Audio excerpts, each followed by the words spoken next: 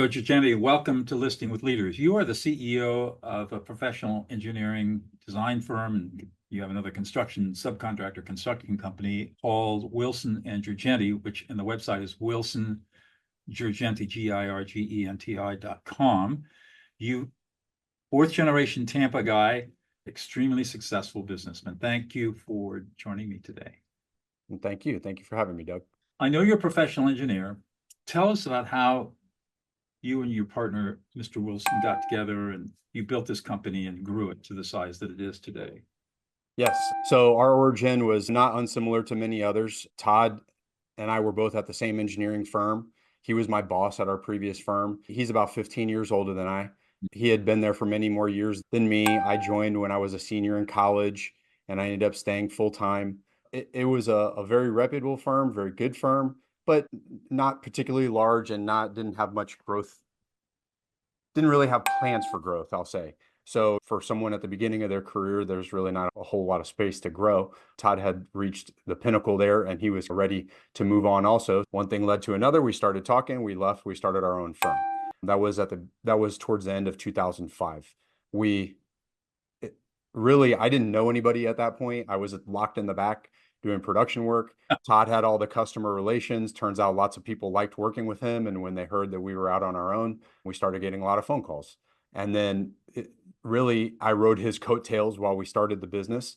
And the trade-off was always going to be that I was his retirement plan.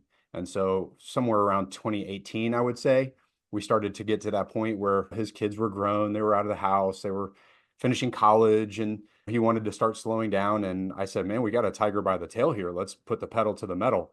And we knew that day would come. And so we enacted our plan and I bought him out at the end of 19. So starting 2020, I bought out his half of the company and I had great growth plans and moved forward with a lot of them. And 3 months into that was COVID. Of course. Very, very big surprise. I'm proud to say that we went through with the majority of our growth plans and we actually did grow through COVID. It was very painful. That's our origin in a nutshell. I think that what we found along the way through trial and tribulation was our niche, our market, which is we say we do small and medium-sized projects on a large scale is how we market ourselves. When you talk about that means you do a higher volume, smaller projects on a higher volume.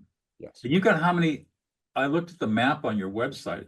You got locations all over the Southeast. From Austin, I think you go as far west as Austin. You have an office in Austin? Yes. And how many other offices do you have? There's 6 others. We're 4 in Florida, Tampa, Orlando. We're our first in Florida, Jacksonville, and South Florida. We're Austin, Texas, Nashville, Tennessee, and recently we opened in New York and Manhattan. Wow. Yeah, I would think that would be an extremely competitive environment, New York City. It is. We're just starting to get our feet wet. It took a long time to get licensed there. Quite frankly, like so many other things in the business, and really even the beginning of Austin and Nashville and Orlando, it's the people in the business that are building the business. Right. When Todd and I started here in Tampa, two of the first people that we hired, I think they were Todd and I were 1 and 2, and then these were employees number 3 and 4. One was Brock Schrader, who's currently our president and now is my partner also. He started and runs Orlando. And then a gentleman who's no longer with us, but Paul Kennedy, had started Nashville. They both had roots with us at our previous company. They had left before us. Brock was still in school. He had interned with us and blah, blah, blah. We started our business. We were doing side work with them and we wanted to bring them on full time. And they both gave us the same response, which was, yes, we want to join, but we want to stay in our respective cities. Brock was already in Orlando. Paul was already in Nashville. We want to stay in our respective cities.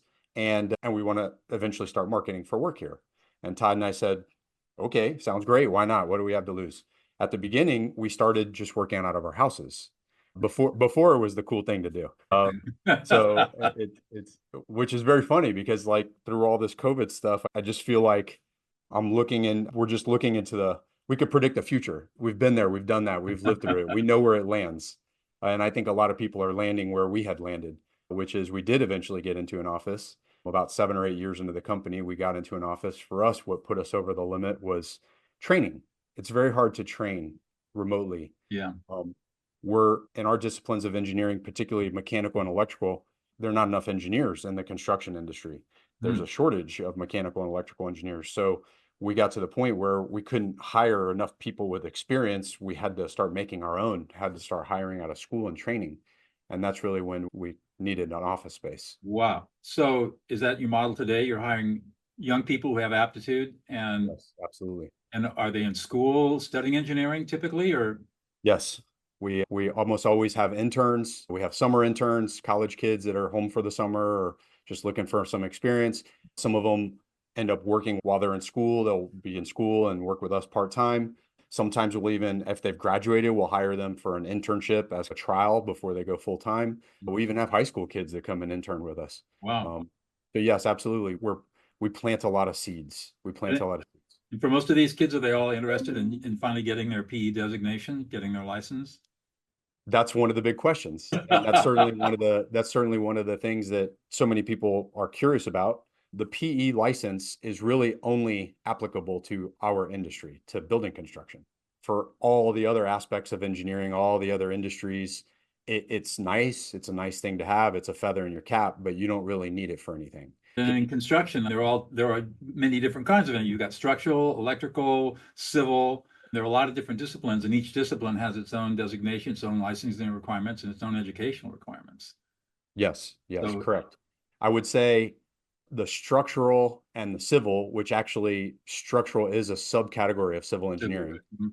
I wouldn't say there's as much of a shortage in the construction industry. I think it's mostly because if you go to school for civil engineering, there's a very, what are you going to school for? You're going to be designing sites. You're going to be designing building sites. You're going to be doing land development. You're going to be designing roadways. That's what you're Bridges, going to right, school for. right. So you get out of your industry and you go into that type of work. When you go to get a degree, and structural is a subcategory of that. There's obviously the structural that is with us is the building itself, but there's a large structural component in civil also for roadways, for bridges. Right. That's very structural. I think there's much more, it's much more when you get into those degrees in college, you have a better idea of what you want to get into as a career.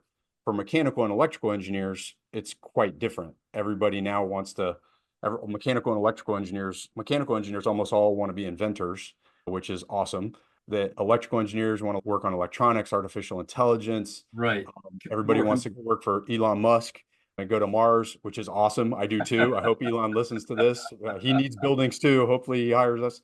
That's very cool. And the other thing that we definitely struggle with more recently of the last, I would say 5 to 7 years is cybersecurity. Companies gobble up engineers. It almost doesn't matter what discipline they graduated with. If they got an engineering degree, they're gobbling them up, which again, I can't complain too much about because we've designed some nice big office spaces for cybersecurity companies. There you You go. know, but it leaves a huge void of mechanical and electrical engineers in our industry. Hmm. So we really have to inform young students, young people what we're about. Many of them never even thought of us, and then really entice them. We have to really recruit them into our industry. It sounds like bringing up young people is a real passion of yours. It absolutely is. I enjoy it. I think that it's there's business, there's life, there's making a living, and then there's what's the reason behind all of it. Certainly, that is a major motivator for me. I want to repopulate our industry. And that's also was a big motivation for a few years ago, about 2.5 years ago now, actually getting into construction and building the trades that we design, because that's even on HVAC, electrical, plumbing, and fire sprinkler construction. That's even more lacking than engineering. The trades are very much in demand. They're very much not as many people coming into it as demand for it. And there's just huge potential. And the engineering side of things, we're working on a computer that can be done from a lot of places. But the construction side of things, we have to make our buildings here. You're not outsourcing that. Right. You got to make our buildings here. We have to know how to make our buildings. And then certainly the marriage between the two. To me, engineers were born from builders. And I'm saying beyond actual buildings, but people who made machinery, people who made things in our industry, there's become a big disconnect there. And a lot of engineers are designing things that they've never built or don't even know what it looks like or don't even know what it is. And then we're in charge of designing it. What sense does that make? And I see the look on your face. It doesn't make sense. But if you talk to any building contractor, they'll verify that. They'll They'll tell you say, yeah, they these get plans engineers. and drawings that are unbuildable. Exactly. And so we're very much trying to put an end to that. We're trying to basically very much trying to make iron sharpens iron, make each side better from the other. Yeah, in my earlier life as a trial lawyer, I did a lot of construction litigation. I just represented everybody: owners, contractors, subcontractors, design professionals. So you've seen the disconnect. Many times, from residential to big time industrial problems. Yes. So I know exactly what you're talking about. Yes. And then my job was to help a client sort it all out and figure out who's at fault and why and how much is it going to cost to fix it. You've been at this now for a long time, almost 20 years. What is it that floats your boat, gets you up in the morning and gets you excited to go to work? At the beginning, I swore to myself, first of all, everybody in my family is in the medical profession. Even my wife's family, everybody's in the medical profession. And my wife's family, I've known almost my entire life. Her brother and I grew up as best friends in the same neighborhood in our little bicycle gangs. And I married my best friend's sister is what happened. That sounds pretty classic. Yeah. But so I figured I would go into medicine. I got year and a half, 2 years into school. It wasn't clicking. I was all over the board. I was half in and out of school. I'd started at the University of Florida up in Gainesville. I came back. I always liked messing with my car. I was always the kid taking everything apart. I started doing some construction work for a family friend who was an electrician. It's somewhere in there where my parents were very much pushing me to stay in school while they saw that I was drifting away. And my mother said, well, why don't you look at some engineering classes? And it literally clicked. I said, wow, I never even thought of that. Let me look this up. And I get on USF's website here in our local university in Tampa, and wow, this description sounds really cool. And let me sign up for some classes. And so that immediately took, I swore my degree's in mechanical engineering. I swore while I was getting my degree, I am not going to design HVAC systems. That's the last thing I'm going to do. I swear I'm not. I'm going to design fine Italian sports cars, my Italian heritage. And I think like a lot of mechanical engineers, we love cars. I was certainly into my car and all this good stuff. I think towards the end of my college career, when it was time to pick where I was going to go to work, there was two things that drove me into this industry. One is the ability to own my own business. I always knew I wanted to be in business for myself. I just, from a very young age, mostly because I just didn't like doing what other people told me to do, if I'm being honest. So I always knew I wanted to work for myself. Secondly, I wanted to be able to stay in Tampa. Ironically, that's the part that I was very wrong about. I thought that I couldn't go into any other types of engineering in Tampa. I thought that building construction, building design was really my only available option locally in Tampa, and to be able to own my own business. I was very wrong about that. There are lots and lots of different types of engineers in the Tampa Bay area. Ironically, I learned about many of them by designing buildings for them after we were already in business. So there's we have a fair amount of manufacturing. We have a lot of design. We have a massive military base here, MacDill Air Force Base, which has a massive presence of defense contractors. We have Raytheon here locally. We have Lockheed here locally. We've got one of the largest manufacturers of lightning protection. It makes sense. We're in Tampa, Florida. It's a lot of lightning. So there's lots of manufacturing around here, lots of other types of engineering that spurred from all those other things. So no, I didn't have to go into construction to stay in Tampa, but I am pleased with that decision. One major thing, and we get it, I certainly feel it, and this is my answer whenever a young engineer presents to me. Sometimes we get engineers from other industries that left school and went into another industry. We get to see the fruit of our labor all over town. So many of these other industries, you crunch numbers on one part of one thing that may never get built. And then what happened? You spend a year of your life or 2 years of your life, and what do you have to show for it? Nothing. But you can drive through Tampa and say, oh, I did that one, I did that one, I did that one, I did it. Yeah. It's huge reward after a while in your career. And I think you can appreciate this just as an adult in any career. After a while, certainly for engineering, I would say what you're designing becomes less significant, and the lifestyle it affords you becomes more significant. Right. Obviously, afford is in there. There's money, certainly, but just the lifestyle you lead and where you're going to live and your work schedule, and certainly that, seeing your work product. It is hugely rewarding. We do mostly private sector work. We do some public sector work too, when a friend brings us in, but mostly we're in the private sector. We're working for real estate companies. We're working for real estate management companies. We're working for developers. We're working for people that are using their space to generate money in their own business, restaurateurs, lots of hospitality. It's huge rewards designing a beautiful restaurant and then going there with your friends and family. That's cool. They get tired of looking at your chin because you're looking up at but it's hugely rewarding. I love we go to ballparks. We've been fortunate enough to do a lot of work for the Tampa Bay Buccaneers and the New York Yankees over the years. The New York Yankees have a massive presence here in Tampa with their spring training facility. You go to ball games and we go see the Lightning play and read all the banners of all the different companies that are advertising. We did that one. We did that one. We did that one. It's hugely rewarding. It's hugely rewarding. So what is it that you think's unique about you, Joe, that has made all of this so successful? First of all, I'm going to give credit where credit's due. I had a wonderful partnership with Mr. Todd Wilson. We still are very close. He doesn't own any of the business anymore, but he still is on staff part-time. He comes in once a week. He's a wealth of knowledge. I call him, he's mechanical, so he designs HVAC systems primarily. I call him the mechanical whisperer. He's just a brilliant engineer. I've never seen him be wrong. He just gets these systems. He and I had a great dynamic when we started.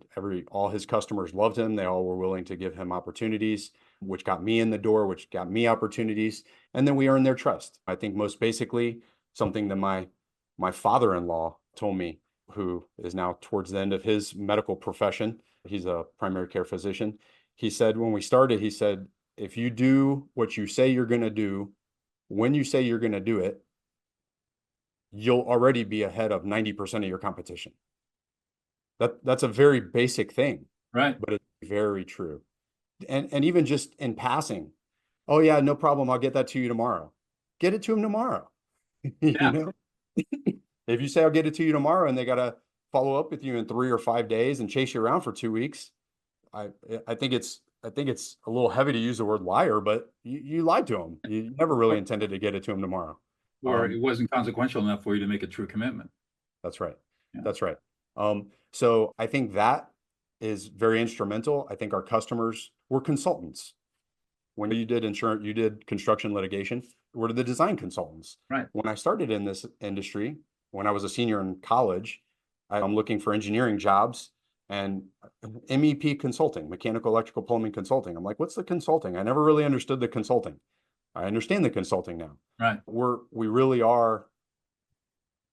giving people opinions like your attorney or your accountant would. Right. There's more than one way to do everything. And you're really trying to give people what they want. You're trying to give people choices and get them to the finish line of what they're trying to achieve. Mm-hmm. So I think that's another reason for our success is the flexibility. You'll hear it from a lot of customers. Number one, that their engineers are not responsive. Number two, that their engineers are very rigid. Yeah. This is how it is. It's been a big knock against the profession for a long time. Absolutely. Now, over the years, I certainly understand why people get to that point if they didn't start at that point, because you've been burned on this or that. And so you just become more and more, hey, this is how it's going to be, or I'm not going to be associated with it. I certainly understand how people can get to that. But really, at the end of the day, you got to know your audience. It resounded with me when I'm hearing you talk about listening and communicating. You got to know who you're working for. You got to know your audience. You got to know what they're trying to accomplish. Developer A is different than developer B. What are they trying to accomplish? Are they going to build this thing and sell it as soon as it's complete with construction? Or are they going to hold it for 30 years? Right. That's quite a difference in a design approach. And unless you ask, you don't know. And if you're taking the approach of, hey, I'm going to design the nicest stuff that's the most energy efficient, that's going to be the most cost effective over a long period of time, even though it's more expensive up front, you're losing developer A who wants cheap and he's going to flip it in a year. Right. And really, I guess you don't have to be. You want to build a business, you're going to work for all types. So if you're trying to build a business, you're going to work for all those different types of developers, and you have to be able to satisfy all the different types. So that gets me, you just led into my next question. How did you learn how to listen? No, let me see. How old are we? How to listen? We learned vocabulary at about 18 months. We learned to speak at 18 months, but as children, we're never taught how to listen. We're ordered to listen. Yeah. We're always told what to listen for. And in school, we're ordered to listen. Yeah. When we're working for somebody else, you mentioned this earlier, we're ordered to listen, but we're really never taught how to listen. Mm-hmm. Mhm. But to be effective as a business person, CEO, and as an engineer, you have to have had to learn how to listen at some point in time. And it was Absolutely. probably through a process of osmosis, watching other people, learning, making mistakes, and figuring it out. Osmosis and certainly mistakes. Absolutely. That's it. And I like the osmosis word. I'll never forget relatively early in our business. I think maybe it was 06 or 07, shortly after we started, but before the recession of 08. I remember sitting in a meeting with, I think we had won, I think we had won the electrical design, but not the mechanical design on a particular project. I think we were doing the electrical and the plumbing, I want to say. I'm not 100% sure. But there was another HVAC engineer doing the HVAC design. What it meant is that Todd and I were sitting in the meeting together. I had switched over to the electrical side of things. He was there for plumbing, and we're sitting there together. And then we're listening to this other gentleman who was the mechanical engineer. So it's a little tricky. When you say mechanical engineer in our industry, it's mechanical as HVAC, plumbing, and fire sprinkler all fall under mechanical. Okay. And it's confusing because we use these terms interchangeably, but we do separate mechanical, fire sprinkler, and HVAC. Separate deals. Right, right. But sometimes when people say mechanical, they're talking specifically HVAC or they're talking all three. In this case, I'm talking specific HVAC.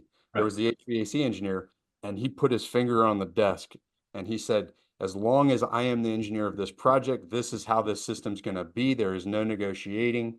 And it was a rather expensive system that the owner was trying to value engineer and spend less money on. And he like took a stand. And I remember going like this in my chair. And we left that meeting. And I said, wow, that was quite something. And guess what happened about an hour later? The guy was fired. He was fired, and Todd got a phone call from that customer saying, we want you to take over the HVAC design. Wow. That was a Simply big because eye-opening moment. it was. I would say, I think I was decent at listening before that, but that certainly was very eye-opening. It's like, you really do, this is not your money you're spending. This is your customer's money. As long as it meets building code and it's going to work and be safe for the general public, that's our responsibility as a professional engineer. It's your money. You spend it how you want to spend it. We consult, we advise.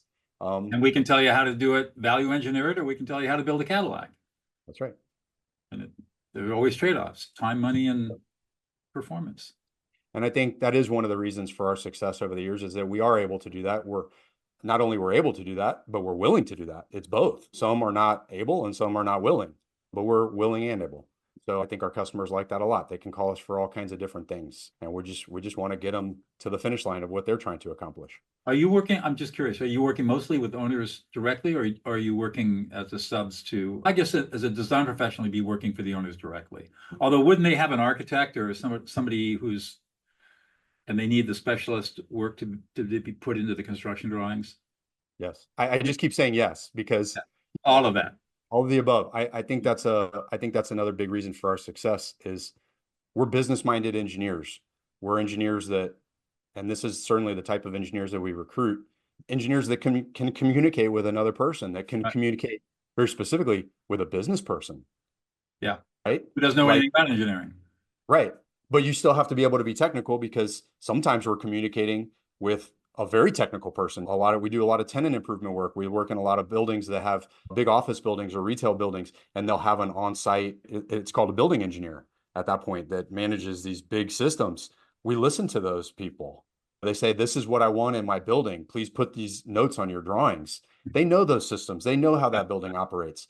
So you got to be able to talk to the very technical side in that regard. And then you got to be able to talk to the leasing agent, Right. who, I'm not saying that they're not technical. They're technical in their own regard, but not in Right. the building systems. What Exactly. they want to know is the bottom line, the dollar, Right. and the time frame, so they can sign their deal, Right. so they can get their tenant in. And you got to be able to talk to both sides. And I think being able to do that has gotten us in the door with a lot of customers and in the door earlier on than many engineers get invited to the table.